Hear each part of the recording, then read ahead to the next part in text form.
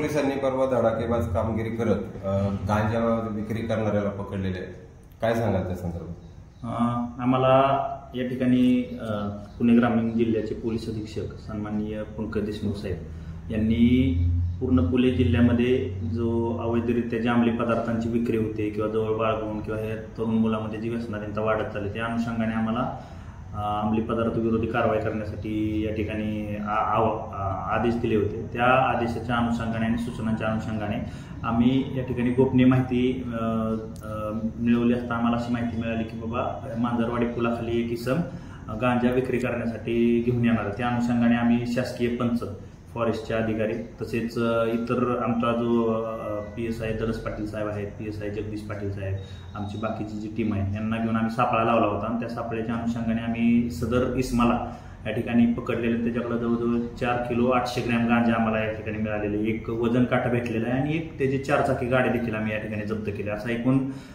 5,48,000चा तो माल आम्ही जप्त केलेला आहे। भारतीय बाजाराप्रमाणे त्याची किंमत किती असेल? त्याची किंमत साधारण गांजाची किंमत जी आहे ती 48,000 रुपये त्या गांजाची किंमत आहे। साहेब, नारायणगाव परिसरामध्ये अनेक ठिकाणी सर्रासपणे गांजा विक्री केली जाते, या संदर्भात आपल्याकडे काही तक्रारी आलेल्या? यापूर्वी देखील आम्ही जे गांजाचे सेवन करणाऱ्या लोकांवरती नारायणगाव पोलीस स्टेशनच्या कारवाई केलेली आहे, तर त्यावेळेस त्यांनी आम्ही त्यांच्याकडनं माहिती घेतलं असतं त्यांनी नारायणगाव नाही परंतु आजूबाजूच्या भागातून गांजा विकत आणल्याचं आम्हाला त्यांनी सांगितलं होतं। त्या अनुषंगाने आम्ही त्यांची चौकशी देखील केली, परंतु त्यांची पद्धत अशी होती की बाबा त्यांना फिक्स तो माणूस माहीत नसायचा, अचानक म्हणजे ते बोलवायचे मोटरसायकलवर कोणतरी तो माणूस घेऊन यायचा आणि मग ते विक्री करायचं, अशा पद्धतीचं ते होतं।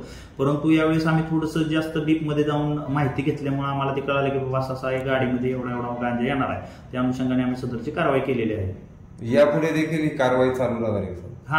आता नारायणगावमधील नागरिकांनी आम्हाला या ठिकाणी बऱ्याच लोकांची आम्हाला ही कारवाई झाल्यानंतर फोन आले होते की साहेब नारायणगावमध्ये अजून काही लोक आहेत, त्यांची मी नावं या ठिकाणी सांगणार नाही परंतु आम्हाला त्यांची नावं माहीत आहेत आणि 100% त्यांच्यावरती लवकरच या महिनाभरामध्ये त्यांच्यावरती कठोर कारवाई केली जाईल आणि नारायणगाव गांजामुक्त नशामुक्त गाव केलं जाईल ह्याचे आम्ही 100% या ठिकाणी आम्ही प्रयत्न करू। जी व्यक्ती ताब्यात घेतली आहे त्याचं नाव आणि पत्ता काय? त्याचं नाव आकाश शिंदे नाव आहे, तो मूळचा हिवरे तर नारायणगाव मधला आहे, सध्या तो नारायणगावमध्ये राहतोय, गोविंद प्लाझामध्ये राहत होता तो सध्या। आणि तो याच्यापूर्वी देखील त्याच्यावर छत्तीसगडमध्ये अशाच प्रकारचा गांजा आणायला गेलेला असताना त्याच्यावरती तिकडे छत्तीसगडमध्ये गुन्हा दाखल आहे। तो एकटा होता की त्याच्याबरोबर? एकटाच होता।